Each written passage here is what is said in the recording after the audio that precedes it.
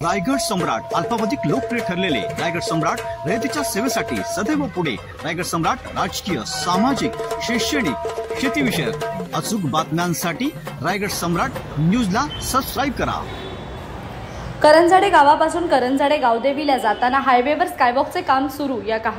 या कामाची पाहणी मंगळवार दिनांक 28 जानेवारी रोजी करंजाडे गावचे ज्येष्ठ नागरिक कर्णादादा शेलार, प्रथम नागरिक सरपंच मंगेश शेलार, उपसरपंच सागर आंग्रे, ग्रामपंचायत सदस्य सूरज शेलार, तुषार नागे, बिपिन गायकवाड आणि इतर मान्यवरांनी केली।